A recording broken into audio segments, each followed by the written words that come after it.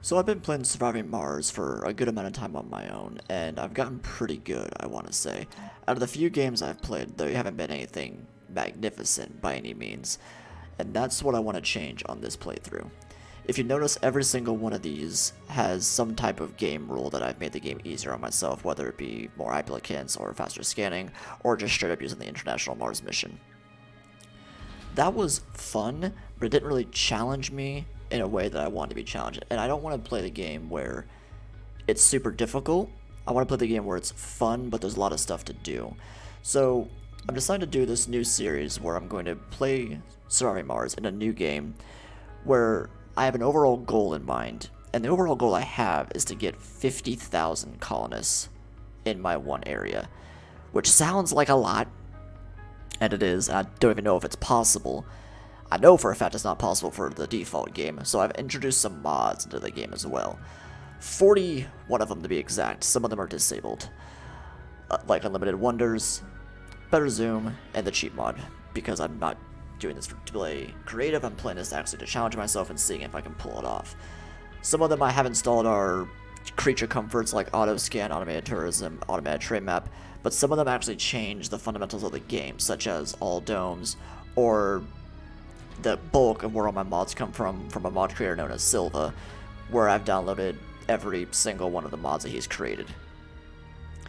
Now the thing about Silva's mods is that they're not cheaty in my mind. In order to get everything here, you have to pay a price, and the price is in the form of research, or it's in the form of a very expensive building with not super amazing benefits, but what they add is more elements of the game and more opportunity to grow.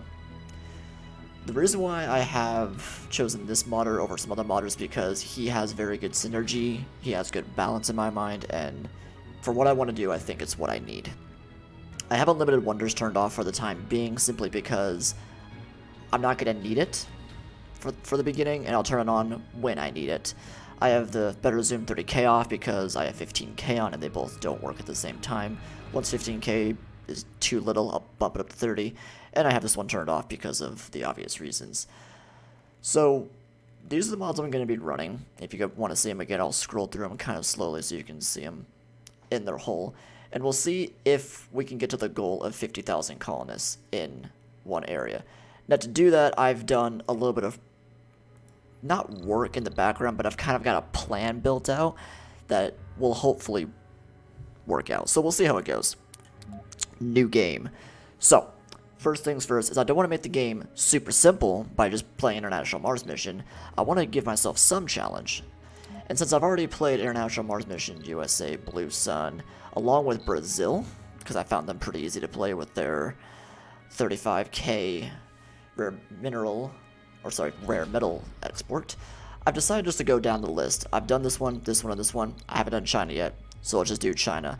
They get an RC generator, which will be great for early game. The Tai Chi Garden, which is an amazing building that will give me a lot of oomph at the beginning. Carries 10 more colonists, and applicants are generated twice as fast. The applicants I shouldn't need to worry about because I should be able to get a lot of Martian born, but we'll see how it goes. Oh, oops, sorry. And at the same token, I also get 3 rockets along with 8 million to start with, which is fantastic. For the commander profile, I've been bouncing back and forth between which one I want to choose, and since I'm going to have such a huge colony, it makes sense for me to do City Mayor simply for the buildings require upkeep less often, because I'm going to have so many buildings, so many things going on at once. This just makes sense, and the bonus tech is one of the final techs that you can get in the tree, so double win. And I get $2 million, $2 billion for free, which is great. For the company logo, we're of course going to go with the Mars Skyline, which is a addition from Silva. For the mystery, same thing, we'll just go down the list and do Philosopher's Stone, because why not? For rival colonies, we're just going to pick the 3 that have the cool names, so Blue Sun Corporation, Church of the New Ark, and Paradox Initiative. Why? Why not? I have no strategy on that part at all. And the game rules, I'm not going to turn any of these on. I want to play the game as pure as possible, even though I haven't modded. I don't want to make it super easy or super hard for myself, along with messing with the Silva text as well. So if you guys have never played Survey Mars and this is your first time seeing it, basically you start with a mission sponsor, which gives you some bonuses, along with a commander, which gives you some few extra bonuses, a logo, which is just cosmetic, a mystery that gives you an end-game goal that we're going to do probably in the early stages of the game. Rival colonies you get from one of the DLCs, I think it's Space Race DLC, and the game rules just change the rules, the way you play the game. At the very end, it gives you a little bit of a rundown of everything you've got going on, along with a difficulty challenge based on everything you have set, which I don't really care about right now.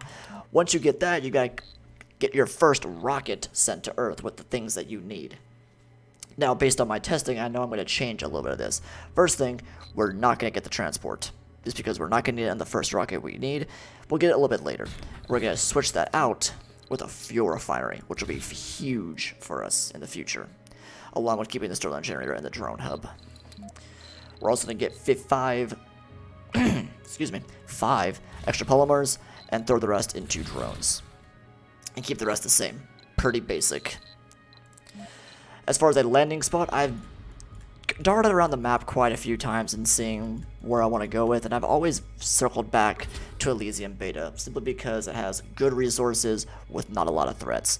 Dust Devils are present, I know, in this mystery, so we'll have to deal with them. Dust storms aren't really that much of a deal except when I start terraforming. Meteors happen here and there, and there's no cold, as far as I know. Which, I hate cold, so it works. Plus it bumps my difficulty up to almost 300%, which is great. So let's start. Again, the overall goal of this season is going to be 50,000 colonists, or as close as that number I can get to, which is going to be a lot. I'm obviously not going to do that all in recording. I'm going to be doing a bunch of live streaming and then posting. Welcome to Mars. Welcome to Mars. And posting a lot of those contents onto my YouTube channel. Cut it down so they're not 7 hours each. Everyone at Mission Control is impatient to see the rocket touching down and unloading its precious cargo. Our remotely controlled eyes and hands on the red planet, the drones and rovers. Our goal is to secure a foothold for humanity by building the first Martian dome. This daunting endeavor will allow the brave pioneers, the founders, to settle on Mars and prove that the colony is sustainable. But until then, we have to make sure the colony has enough construction resources of water, oxygen, and power. Sponsor of China, profile of mayor. Close. Pause the game. I'm going to be also doing this season as someone who hasn't seen the game, so they kind of understand everything that's going on. So, right off the bat, the game bombards you with a bunch of alerts right here saying various things. First off, the terraforming hint. This is something you get from a DLC, I'm pretty sure it's just Green Planet, which allows you to terraform the planet with breathable atmosphere, temperate temperature, enough water to sustain life and vegetation to provide oxygen in the first place. This we'll get into probably mid-game, early mid-game, so we'll get into that a little bit later. That's what these 4 values are up here, which is atmosphere, temperature, water, and vegetation. Along with those, we have a ton of other stuff, such as our funding. We've got 7.7 billion, which is affected by your profile and commander that you choose. We have administration points, which is a feature that has been added from Silva. I actually don't know what this is, so we'll have to figure that out as we go. Research, which we're actually going to click on afterwards, because it's actually telling us to do research in the first place, which gives you the massive tech tree. And this is the free tech that we got at the very end, which is very, very nice. Long and short of it is wherever you land on Mars, it will dictate the tech tree that you get, because this is somewhat random. And what I mean by that is, you're not always going to get these 5 researches at the beginning of your run-throughs. You'll get one of the first 5 jumbled in any order in these 5, then the 6th through 10, and so on and so forth. For us, since we're landed here, we've got Martian vegetation, which allows us to start getting the vegetation working on. Water reclamation, which drastically reduces water in a dome, which I don't really care about. Rockets and shuttles require less fuel from advanced Martian engines, which is very good. Transport optimization, which is all about the RC transport, which we don't have, so we're just going to skip over that. And the extractor amplifier, which increases our power from turbines, which I want to try and avoid using mass turbines to power my colony. I've always played the game with just a brick of turbines in a corner, and it looks ugly. I don't want to do it. I want to go elsewhere, so we're going to try to avoid this as well. And then we have increased research from our sponsor by 100, based on your profile and, actually I think just your sponsor. Yeah, I think just your sponsor will dictate how much research you get per soul for free, but there are certain things that you can upgrade to make it a little bit better. For China, we get 200 per soul, which is actually pretty good, but we can make it 300 by just getting the Earth-Mars initiative, so we'll get that first. That will go, throw it into our queue. However, if we ever get into the event where we get a ton of research points that overshadows this, it's going to start doing a random tech, so we're just going to make a backfill of something else. And I'm actually going to do one of the Silva techs, which is this one, I believe, the Martian thermal reactor, because that will give us a different way of making power by converting fuel into power, which will be nice. So we'll set those up and then go on to the next tier. Up next, we have our basic resources. So we have electricity, pretty self-explanatory. Life support, which is how much oxygen you have circulating around your pipes and network. Water, which is the same thing. And wastewater, which is a, again, feature added by Silva Tech, which I actually don't know that much about, so we'll get into it. We then have metals, which is a core component of building. Concrete, which is the same thing. Food, which is self-explanatory. Colonists need food to survive. You make food by farming. And rare materials, which are a little bit more complicated, which we'll get into a little bit later, but it's basically the way to get more funding from Mars. Next, we have advanced resources, polymers, machine parts, fuel, and electronics, which all do roughly the same thing. You use them to build bigger and better things, except for fuel, which you use to launch rockets out of Mars's atmosphere. Waste rock, which is the byproduct of basically everything, which has no use for it at the beginning of the game, but we'll get to it in the late game. And then your colony stats, which is all zeroed up because we don't have anything. One more thing that's glaring at us is the exploration. You'll notice that we have a little square right here that is actually scanned. This is what we see on the planet, and what we see is a concrete deposit, which we can mine out of here using the concrete extractor by just putting it right on there. But I'm actually not going to use that one. I'm actually going to use these probes that we got from our ship to scan a few more areas. And since I know where I want to do this, I'm actually going to scan the one in the middle, which will unlock a ton of stuff, which we'll get into in a second. The one right above it, which will unlock the rare materials, and the one right to the right of that, which will unlock metals. And then we'll queue up some extra scans just all around us. Through one of the mods I have installed, we can queue up more than the default of 10, so we're just going to do those for right now. No particular order, but that's whatever. That'll actually get rid of that. We got a milestone achieved for finding water on Mars. When I scanned this middle area right here, we unlocked, my apologies, we unlocked a water source, which we can exploit for getting water into our network, which also unlocked a milestone. Milestones are things in the game where you can achieve to get certain research bonuses, which is what I explained before, because if we go to our research tab, we now have some progress on this without even doing anything, which is great. There are a ton of milestones. Oh, there is. From scanning an anomaly, to constructing a dome, to constructing a wonder, to mega dome, to all kinds of goodies, along with a few extras from the Green Planet DLC, which we'll get into a little bit later. Quick note about these is that since I have rivals that are on the map, not that view, what is the map view? P? Yes. The Paradox Initiative, Blue Sun Corporation, and wherever the last one is. Oh, sure, right there. Church of Newark. They can also race towards those milestones, so we want to make sure we get them before they do, otherwise they'll zap some free research from us. Along the same terms of milestones, we also have a... which button is it? Come on. We have mission goals. So, these are specific to the sponsor you choose. Since we have China, we have produce 100 food, and we get 100 applicants, which is great. Have 50 specialists, so people that work in researching or farming or gathering materials will give us 30 extra drones. Having 300 colonists will give us $2 billion. Having 40 colonists above 70 will give us a medium dome prefab, which is basically a dome for free. And having 8 operational drones will give us 10,000 research. These are all very, very good. I want to try and get this one as fast as possible because that medium dome is very powerful and they are the workhorse of your colony. But first thing is first is that we need to land the rocket, which has our starting payload. However, before I do that, I'm going to make a little bit of planning. I know for a fact we're going to want to exploit these underground rare materials and these underground metals so that we can get them into our bank. To do that, we need to put a dome next to them. So I'm actually going to put one just as close as I can to this little crevice right here, just like that.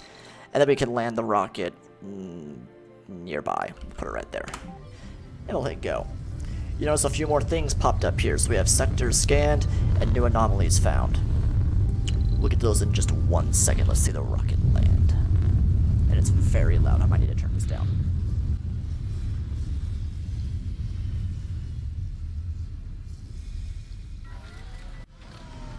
So that's our generator right there. Our RC generator that we got for free. Well, not for free, we had to pay money for it, but we get it immediately, along with our drones.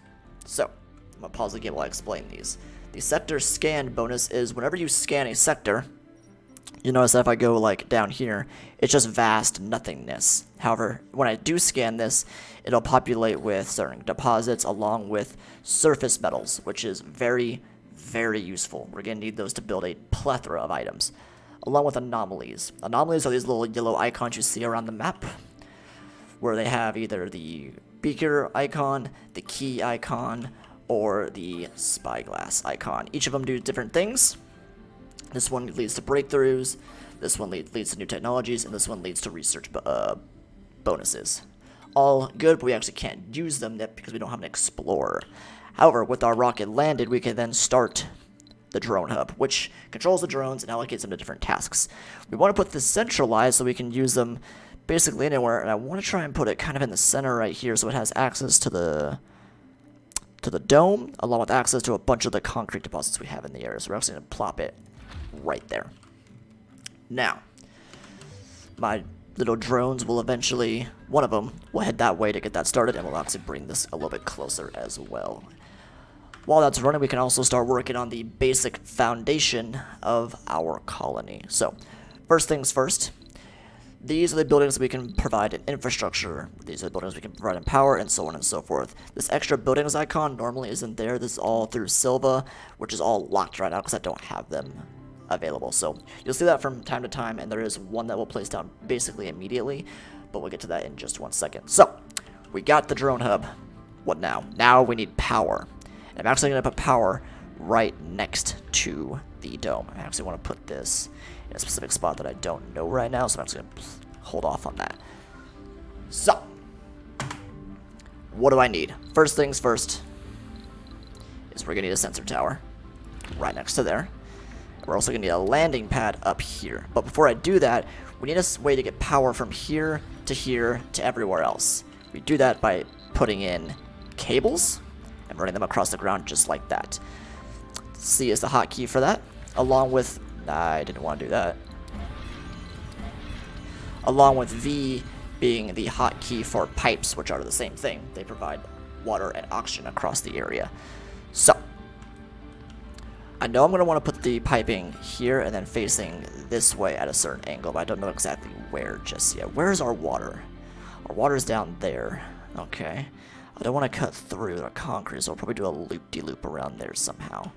But before I do that, we need a place to offload these resources. So we're going to put a universal depot just right next to that, along with the regular depots of the minerals, concrete, and fuel. The reason why I put those three down is because this one can only hold 30 of our resources, whereas these can hold 180, so they're very good.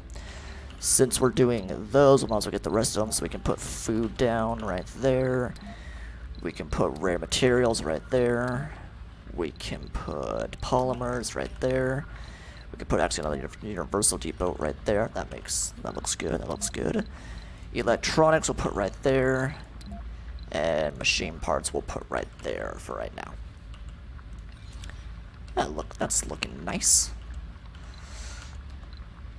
We can also put maybe one more up there if we need to. Yeah, I don't think we'll ever need that, but just in case.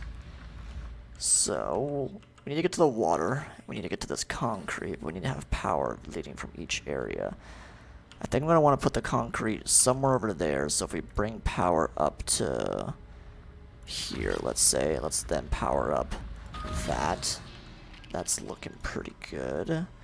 We can bring this up to, I don't know, there-ish. Sure. And then we can bring the cable from here to... what's the very corner I can put this on? I can put it right there, so I can put it from here to there? Yeah, that looks alright. And then we'll get piping along these same lines. And we're actually going to bring this one over to the water source. So if we go, like, from here to there-ish, where can I put the water extractor? Where's it at? Life support. Water extractor. We can just plop this, like, right there. Right there, even. I thought that was pretty good. Put that right there. And then we'll have to run cabling, which you can run in unison with the piping, just like that. Like this kind of a centralized area for storage, along with access to everything like that, and everything over there. So you'll notice, right off the bat, that these have an icon over them saying they're outside the drone commander's range. That's because they are. If you look at my ship over here, you can see a blue hexagon area and a white hexagon area. The blue is the commander range of how far the drones can actually get out to work, and I actually just barely nailed my drone hub, so that'll be great. When I build this out, that will then allow me to get into this massive area around here, which then will suffice these needs. The gray hexagon around this is the amount of dust that, when a rocket takes off, it emits dust, obviously, because it's shooting from the ground, and dust is very bad. The more dust that accumulates on various components, we'll eventually have to repair them. A way to get around that is actually by building landing pads and just negating that altogether. So we can actually build one just right next to that, but I don't want to cover up this. Can we actually put one of these right here? Oh, we can. Nice. So we can put one of those right there. I'm actually not going to have them build this along with the dome. We're going to wait to build those for a little bit, because I just don't need them right away. What I need right away is this drone hub, and then power to the drone hub, which I think we're just going to put the Sterling generator just like right here in this little corner, just so it's right here next to it. All the basic food groups covered. Yeah, let's put it over here a little bit more. Let's put it like right here in this little corner. Look, that looks a little better. So we'll build that to highest priority, that to highest priority, that to mid, and then we'll start working on everything else. I'll let them start working as they kind of start doing their own thing. And you notice that they're picking up little items. So these are from the ship. I have 10 polymers in here. I actually had 15 in here, if you remember correctly. And they're bringing them to the Universal Depot or the polymer storage, whichever one they prefer. But over time, they'll start to build other various things. So let's get to building those other various things. I mentioned the landing pad, so let's build one of those. We're just going to build that right there. Now, I'm going to want more than one. So can I get, like, right there maybe, and then put one more down here? Yeah, let's do that. That way I have 3 landing pads. And then does that give me enough room for a concrete extra? Oh, I'm getting ahead of myself. Let's just go in order, shall we? So they got that built up, but it has no power because this isn't connected, so they need to make this cable right here. So we'll keep it on paused, actually. So got a drone hub, check. Recharge station. The drone hub actually comes stock with 2 recharge stations, so that should suffice us for right now. Sensor tower, which we got already done. Landing pad, which are all right there. I can convert those to trade pads, which we will eventually. Tunnels, which are super expensive, which we don't need right now, and then we don't need to worry about salvage. Moving on to power, we have power from the Sterling generator being built up right there, which will do 10 power, or 20 if I open it, but if I open it, it's going to start dealing with maintenance. This is that stupid thing that I was talking about before, which is the balancing feature of every single building. This will fill up to max instantly if dust gets kicked on it, which we don't want to do. Going down the list, that should provide us enough power plus the generator for enough to keep us going for a good while. But we are going to need more. We're going to need a lot more. So I want them to start working on this. Before they can start working on that, they need to do concrete. So let's get on to production. Concrete extractors. Let's place one. Oh, wait. Let's see the concrete we have here. We have 792 grade high. So the grade defines how much concrete you get versus how much waste rock you produce. The higher this is, the better it is, but doesn't necessarily mean it's going to be worse if you get a low one. It just means you're going to have more waste rock, which isn't a bad thing. So we have high, we have 2,000 average, and 1,000 high, 1,500 high. And this one's 3,000 average, but it's super far away. We're not actually in drone range for that one. think we're gonna be good if we just put 2 here. Now I notice these also have that light gray hexagon, so they're actually gonna be kicking up dust, which is fine because they're just gonna be next to the rocket, so I don't need to worry about it that much. So we'll place one there, and we'll place one just right next to it, and we'll connect them via a cable. Just like that. Power will run through buildings to other cables to other buildings if you have them set up correctly. So we got that. Metals extractor. You can have workers to produce metals, but since we have metals on the surface right now, we don't need to worry about that. Rare metals we already have set, but we're not going to be building it right now. Fuel refinery, that's going to be a big one. We need to be able to fuel our rocket to get out of here. It needs 50 fuel to take back off, which we cannot. So we need 50 fuel to take back off to Earth. Once it's back to Earth, we can then send it back down with either cargo or passengers. And if you're stripped of rockets, you really need to get this one off the ground as fast as possible. Since we have 3, it's not a huge deal, but we do need to start working on that pretty soon. So let's get fuel refinery. I'm thinking just right here, it can be just 2 of them, just like right next to each other. So if I want to expand in the future, I want to put one right here. I'm actually going to put this one right here, so I keep this space open for later. I think that'll be good. And then that will do it for production. Life support, the things that keep people alive. A moxie produces oxygen and then doesn't do anything in dust storms, but it's super cheap and it produces oxygen. So we'll slap one of these just right. I can't make it look super pretty, but we can put it right there. With expansion in mind, we can build another one. We shouldn't need one for quite a while, but we can always set one up for later. And we're going to need oxygen tanks. Now this is where I'm actually going to use Silva mods, because these actually acquire a few of them for free immediately, such as the medium water tank and the medium air tank. It costs a little bit more to get started, but it holds a lot more oxygen, so we're gonna do that. We'll put oxygen right there, and we'll put water right next to it. Now, where's the water, you ask? Water is being produced down here, that'll get piped up into these pipes. You'll notice that whenever I place one of these down, they have little pipes on them, and as long as those pipes are where a pipeline is, it'll automatically connect and everything is shared with each other, so that's cool. That'll get rid of our water tower and our oxygen tank. We've already got the water extractor out, pipes are already taken care of, and the farms will deal with inside the inside the dome when that time comes. Next one is storages, which we already have taken care of. Oh, no we don't, we need to put a large dumping site, which is where the waste rock is stored, so we can put them, because we can just clutter the rock area right here. Nothing's really going to be building out right here, as far as I know. So we'll slap them in right there. And then the dome, which will be right there. Now, let's let the game play out while I explain a few more things. A mod that you guys saw me have turned on was the All Domes mod, which gives me access to every single dome from the very beginning. I have this on for a few different reasons. The biggest one is to get access to the Diamond Dome and the Oval Dome. In order to get these domes by regular means, you have to research what are called breakthroughs, which are randomly generated based on the area you're at on the map. I've played this map before, and I know that I don't ever actually get this breakthrough until the very, very, very end, if at all. Which I hate. I hate that that's a mechanic because I love the way these domes look. I'm not going to show them off right now because I want to keep it a surprise, obviously. But this mod gives me access to those domes always. Now, I'm going to make a handicap for myself, since there is no handicap on this mod, where I won't build the better domes until I've researched them by legitimate means. Researching it will do literally nothing for me except for waste research, but that will lessen my handicap, saying like, okay, now I can build them. Currently right now, all I can build is a sufficient dome, self-sufficient dome, a basic dome, a micro dome, a barrel dome, passage ramp, and the passage hub, which I have from Silva's mods.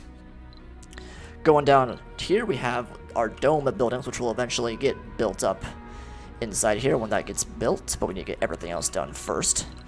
We have services, which will be the exact same thing. Spires, which we know about it because of our tech right here, but we don't unlock it yet because we don't have access to it.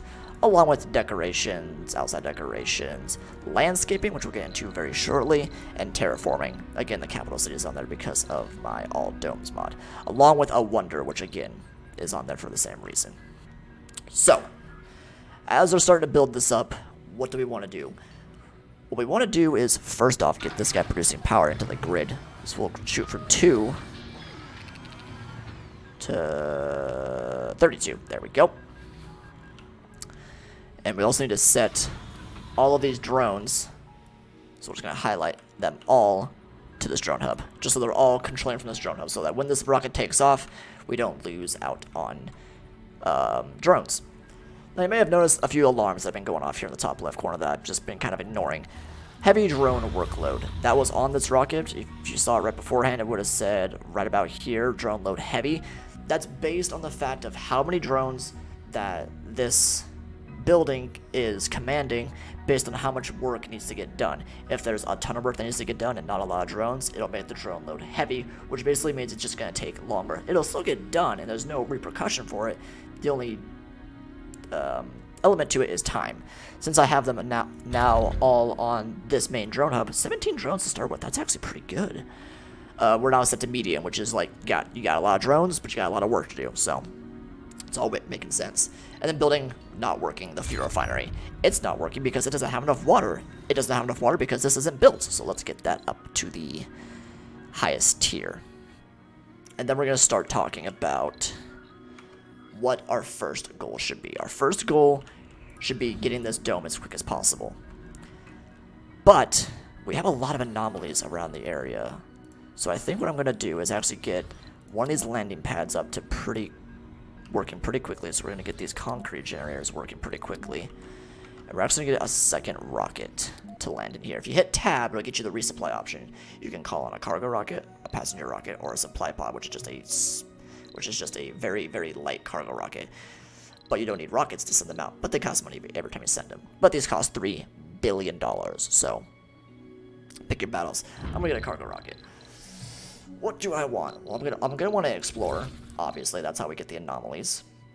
We're gonna want to transport just for ease of access. We're gonna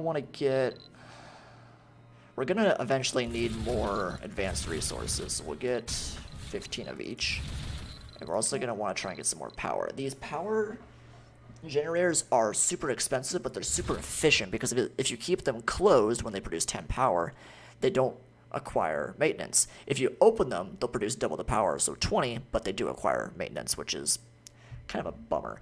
But I did get $2 billion extra from my profile, so I think I'll actually spend all of it on just Sterling generators. I've already bought one, so that'll put me up to 5. That'll give me 50 power, plus my commander, which will give me around 80 power, which I think will be enough to get my thing kickstarted. And we still have enough funding to have some good times. Anything else I really need? Drones. I have 17. I'm not going to need any more than that. The commander is not useful because the generator does everything the commander does, but better. We don't need concrete or metals. We don't need food. We don't need more probes. We can just get more of the oops. We can just get more of those, I think. We're definitely going to burn through a lot of polymers. We're definitely going to burn through a lot of machine parts. Electronics, not so much for the early game, but we are eventually going to need them. So I think that will do. And we'll launch that off. So, something you'll notice is that when I launch that rocket, I don't immediately acquire it. It's because it takes time to get from Earth to Mars, or generally speaking, from the space station that's currently orbiting to Mars. This doesn't happen for the first rocket because it just wants to kickstart you right into the game and get you started right away. But every other rocket past this point does have this travel time. The, what are they called? The supply pods take significantly less time, but they have significantly less cargo capacity. So with a cargo rocket, you have 50,000 cargo capacity. With a supply pod, you have 10, which isn't great. You basically have enough room for like one thing, and then that's it. Sad face. But we didn't use that, so we're okay. So, I think I'm going to let the game run for a little bit, get everything right here built up, and in the episode there, when we come back, we'll have our beginning colony done. We'll start working on getting this dome set up, and we'll start working on colonizing Mars, and eventually all of Mars. So, I'll see you guys in the next one.